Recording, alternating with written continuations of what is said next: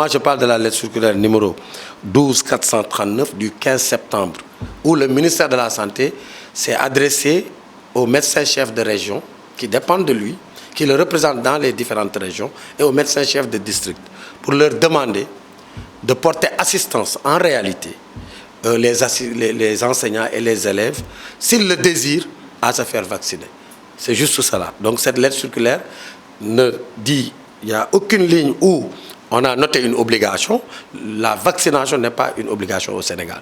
Mais du fait qu'au début de la pandémie, la stratégie de l'État, c'était les personnes âgées, le personnel de santé et les personnes qui ont une maladie associée, c'était les cibles prioritaires pour la vaccination. L'État a décidé de faire des médecins, comme il l'avait fait, de faire du personnel enseignant, comme il l'avait fait du personnel de santé et des élèves, des cibles prioritaires. Et a demandé au ministère de la Santé de les faciliter en fait, l'accès au vaccin s'ils le désirent. Donc le ministère a sorti une lettre circulaire adressée aux médecins-chefs de région, pas aux enseignants, en leur demandant de faciliter les IA, s'ils le désirent, de faciliter les médecins à avoir accès au vaccin. Donc on ne voit en rien... Pour les médecins et... Pour les enseignants. Pour les enseignants. Puisque dans sa mission, le ministère de la vaccination relève de la mission du ministère de la Santé, notamment la direction de la prévention.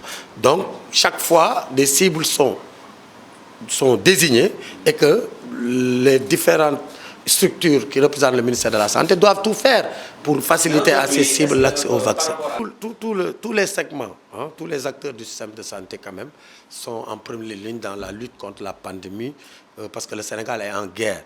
Aujourd'hui, nous sommes là juste parce que ce fut un étonnement d'entendre des lettres circulaires que nous n'avons pas vues. La seule lettre circulaire qui est sortie, c'est une lettre circulaire qui a respecté toute la procédure administrative, contrairement à ce qu'a dit certains syndicalistes du milieu enseignant. Je pense qu'il faut avoir raison garder, éviter aussi d'utiliser les syndicats dans un but purement politique-politicien. Cela leur enlève toute leur substance qui est la défense des intérêts matériaux et moraux des travailleurs.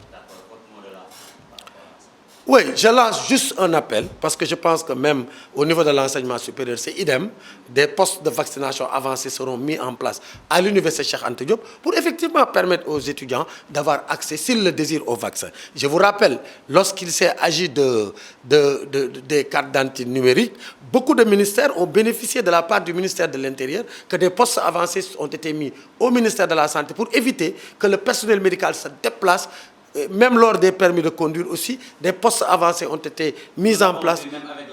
C'est juste cela. Donc le ministre de la Santé n'a sorti qu'une lettre circulaire adressée aux médecins-chefs de région et de district pour leur dire de faciliter, en rapport avec les IA, l'accès des vaccins aux enseignants. Je pense qu'il devrait être salué au lieu qu'on puisse quand même, nous avons entendu quand même des choses extrêmement graves, de la discourtoisie, ce qui n'est pas quand même, ce qui n'honore pas les syndicats que nous représentons. C'est important, c'est une précision de taille. Je pense qu'on peut faire de la politique, mais qu'on évite de tout politiser dans ce pays. J'ai entendu à travers une presse hier où un certain Michel Sané dire que l'hôpital de Saint-Louis, il le compare à un poste de santé. C'est parce qu'il n'a pas les critères qui définissent un poste de santé. Je lui rappelle que les critères parmi lesquels qui définissent un poste de santé est dirigé par un infirmier chef de poste. Un centre de santé est dirigé par un médecin généraliste. Or, l'hôpital dont il s'agit a d'abord un plateau technique très relevé. L'hôpital a été quand même, le plateau technique a été relevé, l'État a fait des efforts énormes pour le relever. Ensuite, aujourd'hui, rien que la chirurgie, il y a 8 chirurgiens, des professeurs. En cardiologie, vous avez des professeurs. Il y a 8 cardiologues. Il y a 2 urologues. On ne peut pas le comparer à un poste de santé. On ne peut pas se permettre quand même de dire ces énormités quand même à la face de nos enfants. Et donc je pense que j'ai même appelé un des journalistes pour lui dire quand même de revoir les gens qu'il invite autour des plateaux. Maintenant, pour la baisse des taux, nous prions que ça continue comme ça. En tout cas, le ministère de la Santé ne baisse pas la garde. Nous sommes toujours en alerte maximale pour pouvoir, parce que cette pandémie, personne ne le maîtrise. À tout moment, peut ressurgir quand même une 4e vague. Que Dieu nous en préserve.